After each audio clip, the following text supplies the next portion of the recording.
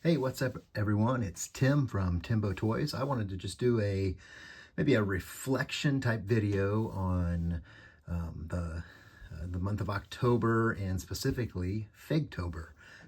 Figtober was something created by Joel, who on Instagram, you should definitely follow him. It goes by Starboy Station, and his son, which I think is Art by Van Williamson. Hope I'm right on that, but give him a follow too as well. I know his son had suggested this to him as an idea that I think maybe he started last year, and the idea is that for every day of October, you're sharing a new custom figure. So Figtober 2024 is what we were going with this year with the hashtag, and I participated in it, and I definitely went a lot further than I initially thought I would. I thought, well, maybe I've got a few customs from other people and I will, show those off, but never really planned to immerse myself into the customs in the way I did. But I had a really good time, and it was a lot of fun making some custom action figures. I chose to, focus on the Black Series scale, so 1/12 scale. I've just really been having a lot of fun with that lately, and so I wanted to do some customs in that. But I just wanted to share a few that I did, and some thoughts on them, and maybe encourage you to as well if you're thinking of getting into customizing action figures to take that step. There's no greater teacher than experience, so you can listen to other people, what they have to say, watch videos on it, but I recommend you just jumping in and taking the plunge and learning as you go. So if you've got your coffee, I encourage you to grab that, and let's talk about Figtober and some custom Black Series figures. So one of them that I did, which was kind of an easy one, was this Jawa here, and it may not necessarily look like anything's been done to it, but what I did to this one was a couple of dark washes on it.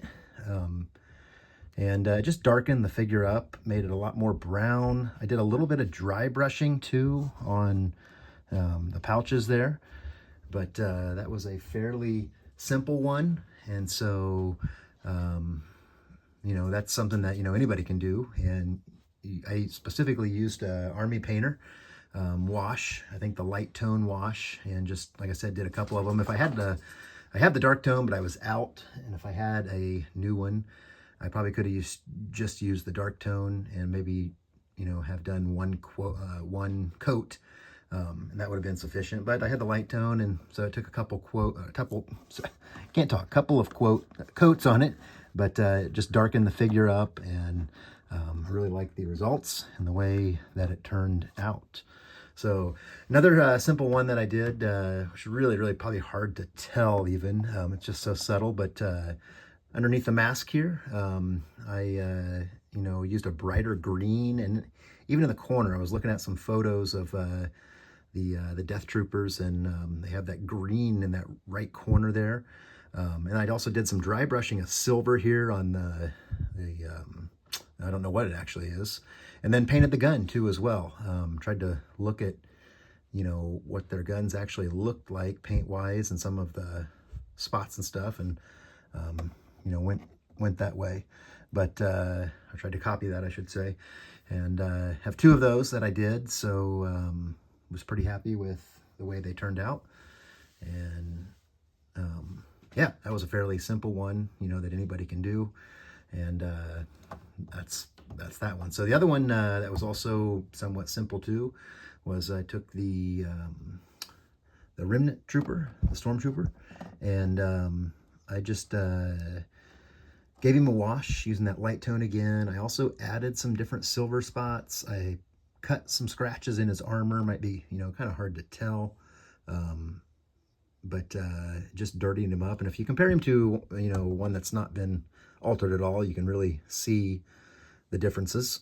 And I thought that, might be enough just to kind of distinguish these two troopers if they are standing together. That's the one thing about these Remnant Troopers, is that they are, all weathered up the same. And so if you have them turned at different angles, I don't think it matters. But if you have them all standing there together, you can, kind of see that they're all, the same. So now a couple of these other ones here, these are a couple of my favorites. And I really was happy with the results. The first here is a character that I created called Pickles. And a lot of fun with this one. I took a credit collection quill and took the body there and, obviously repainted it. I took, Ponda Baba's head, and then the vest was from a G.I. Joe figure. And so I took that. I had to cut some of it off to make it fit. Then, painted it up black, but really liked the way, this one turned out. Just having some fun with this one character that I've, created for my world building that, causes some trouble, but seems to also, have the ability to get out of that trouble. So another one that was a lot of fun was, when I had the body from the Ponda Baba figure, I didn't have a head.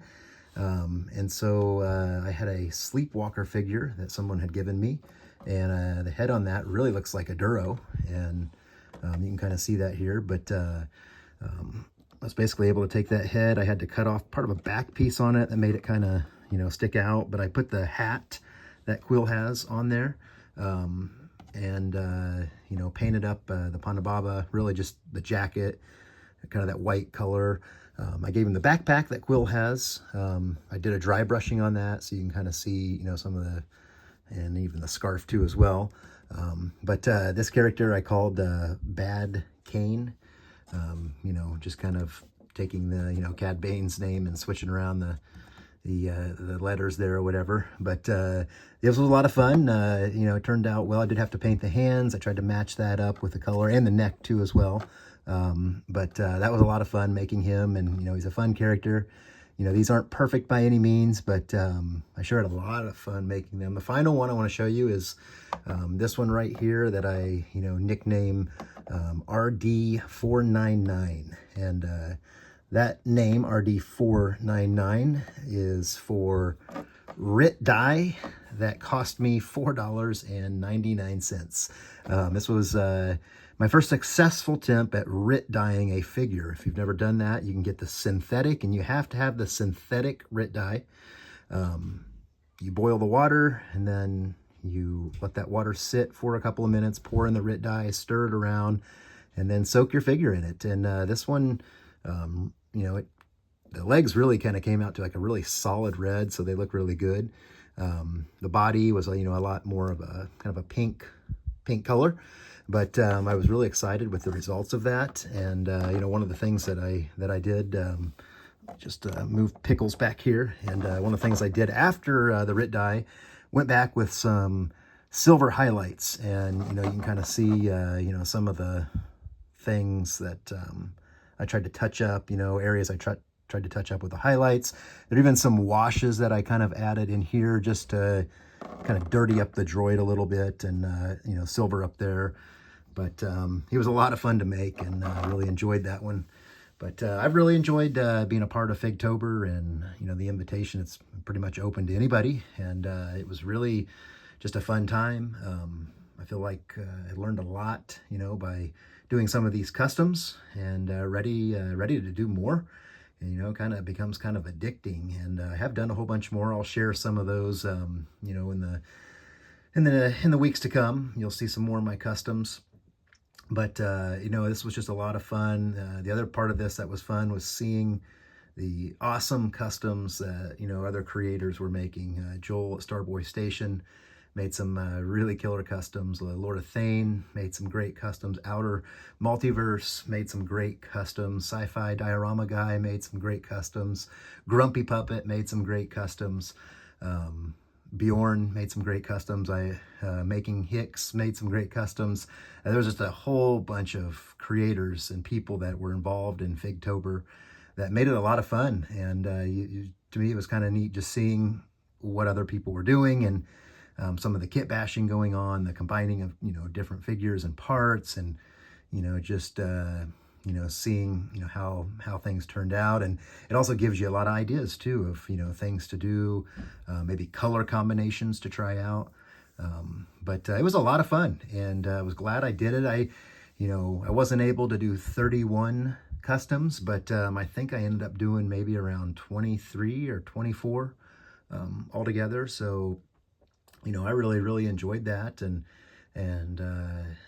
for me, it's in some ways kind of taken the intimidation factor with making customs, doing customs. It takes that away, and you start to get a little, more confidence in, your abilities to, customize figures and swap parts. And, sometimes you have to make adjustments. I had some issues with, with Pickles here with the head and just getting his head to fit on this body. And even, Bad Cane back here with the extra part on the back of his head that I had to cut off. And, just making some, changes on the fly and, deciding to use the hat there on him. And so you just, you think on your toes and you get creative. And so that's what it's all about, being creative and, being a customizer is just I think another level of collecting. And, it certainly has caused me now to look at those regular standard figures that are on the shelf, those that are on clearance, and not see, just another character, but to say, hey, here's another possibility of a figure to customize. And, maybe I could, swap the heads or legs, whatever, or paint it at this color. So I think it just, makes you think differently about your purchases. And, we have an Ollie's near us. They always have, Black Series figures that are on clearance, like around $9. And so I definitely pick some of those up with the intent, to customize. And so getting a figure for $9 that you can paint up and customize and make your own is, a great deal. So enjoyed being a part of Figtober. So thank you, Joel, and to your son too as well. A great idea. Excited. I was excited to be a part of this. Look forward to doing it again next year. Hey, thanks for watching. Hope that you'll leave a comment if you were involved in Figtober. Let me know and let me know your thoughts. But thanks for watching. Take care.